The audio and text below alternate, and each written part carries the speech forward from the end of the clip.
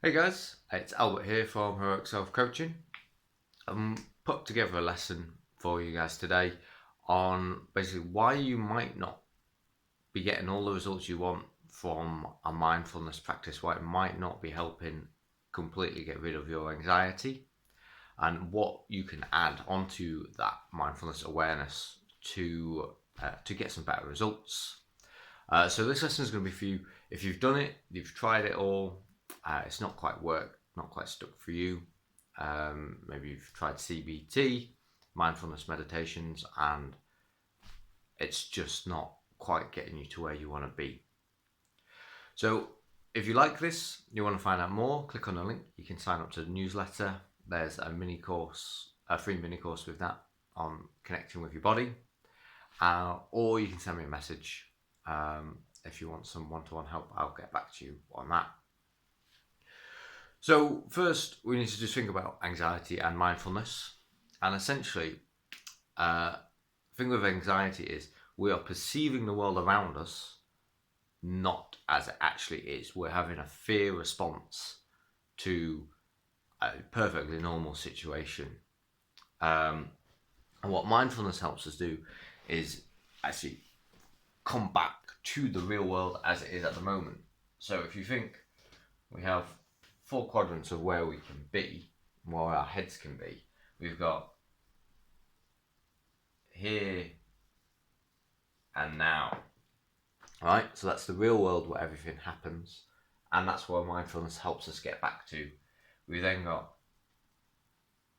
here and then, there and now, and there and then. I've lost my pen. There we go. So yeah, when we're suffering from anxiety, basically we end up going into one of these 3 other zones. We're either worrying about what other people are thinking about us. That's not what's going on. We're worrying about what might happen elsewhere. And basically you can just get wrapped up because there's no actual real world feedback coming into you for you to base your thoughts on those things and that anxiety and anything. So mindfulness practices help us go from those back to here and now. That's the real world, what's actually going on. And it can help a lot because, as many of you know, with anxiety or intrusive thoughts, it's kind of like a big spiral that gets worse and worse and worse and bigger. So if you can go, actually, that's not what's happening, and bring yourself back to the top, it can help quite a lot. However, the thing is, the anxiety is still there. You just become more aware of it. And maybe through this process of stopping the spiral from getting worse, you've managed to decrease it, but that anxiety is still there. And no amount of thinking is just going to get rid of it. And if you're tuning in, becoming more aware to that practice, actually all you're doing is going, I'm really scared right now. I'm really aware of the fact I don't like this social situation, or I'm really scared of that there's dogs walking past me, or whatever situation is causing you anxiety.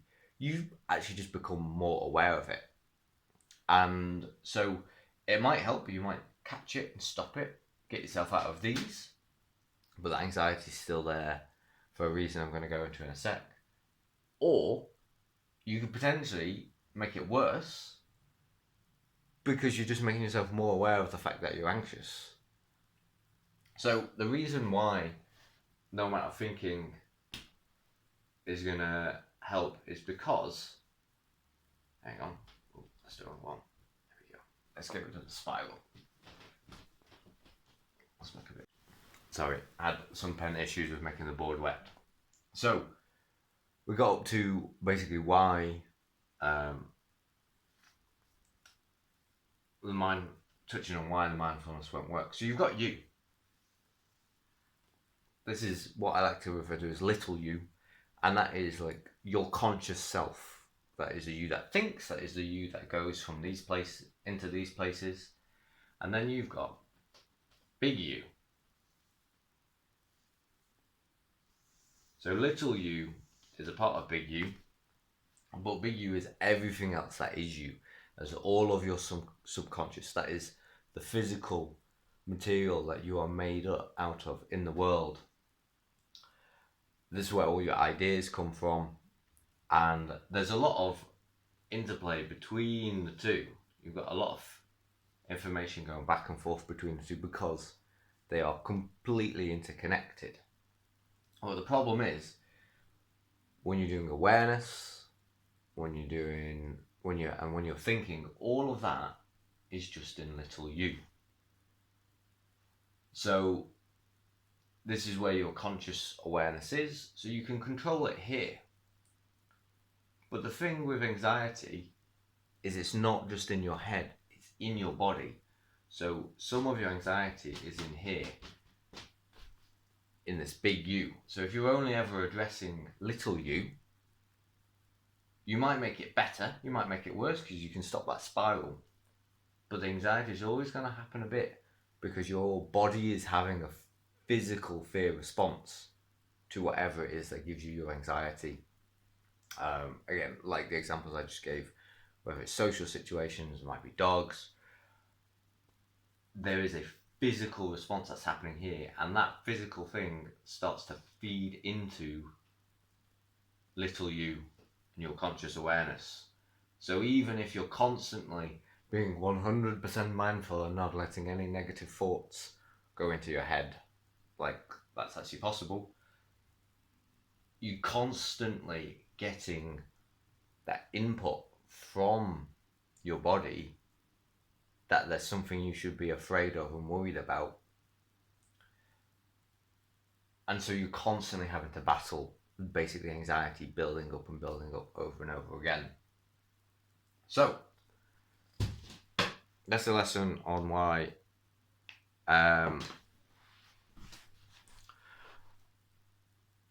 mindfulness by itself might not be working, and what we can add on to it to do to make things better.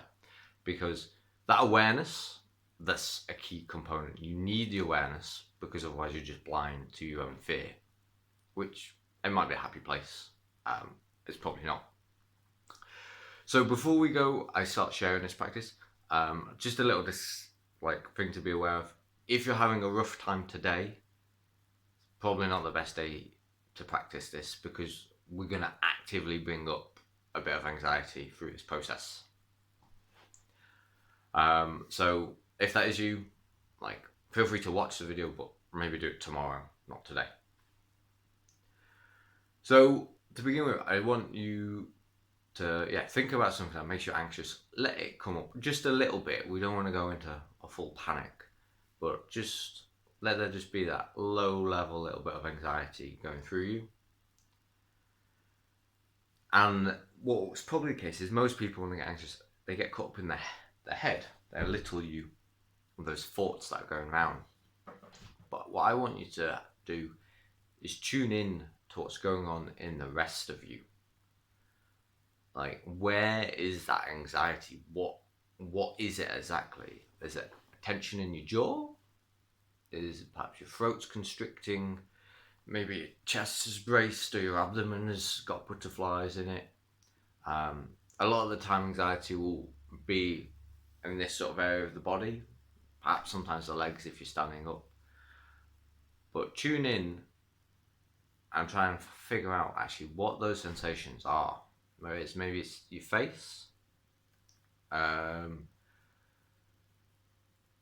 then this bit is the bit where it's going to vary from person to person. But what I want you to do is give that bit of your body something else to do. And right now we're practicing at home, so it can be big and silly. So, if it's your jaw, just give it something else to do. Not only are you giving it a job, so it doesn't It can't focus on the anxiety, but you're also giving it new sensory inputs, because you can feel when you open your mouth. So you can do this same with your chest and your abdomen. Deep breathing, that's why deep breathing is so good for calming people down, because often there's a bit of it here. So if you're focusing on those bits, again, it's giving the body part a job to do, and it's giving it a new input, so it can't just focus on being anxious. So practice this. You can then go off basically and practice this. So at home, let the anxiety come up, give that body part something to do. If it's in your neck, you can make some noises, just be like because it can't focus. And just see, can you basically send it down a different route? Because that downward spiral we talked about, that is a behavior, it's a habit. So if we can go and start a new habit, then we're getting rid of the anxiety habit. And it's not going to be a miracle overnight process. It might be. If that's the case, you'll be lucky.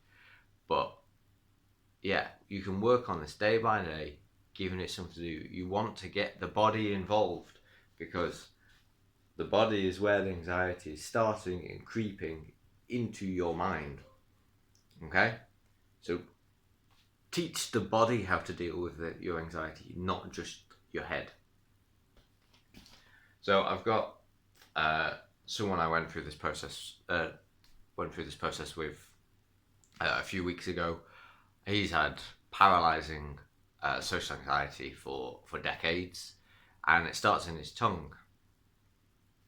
And it's the first time he's ever noticed it starts in his tongue. He's always just said his mouth. So just tuning in, it gave him, again, the mindfulness, that bit of awareness. But otherwise he was just watching it happen and spread out. It spread from his mouth down through his chest and his throat, and he couldn't speak in front of people he doesn't know. So I gave him basic task of give his tongue something to do. Just make some noises of letters. Just be like L, L. Find the letters that make your tongue do a big action. And it was like a penny dropping for him. He realised it made him not feel powerless to this thing that had been gripping him for most of his life. And he's still got a long way to go with this, because it's so deeply ingrained. But now he has a process and a step that can help him through this and diminish it, and he can take control of his situation. So again, bring up that anxiety, notice where it is in your body, and then basically give that body part something else to do. Distract it from it and give it a new habit. And then see, while at home, you can make it as big and silly. And then as you're going to start bringing it into the outside world, you can make it a more subtle thing. But as you get more skilled, it will be easier to make it more subtle. So again, if you're interested in finding out more about this, click on that link and you can sign up to the newsletter, or send me a direct message and we can I'll get back to you. We can start a time, have a chat about this.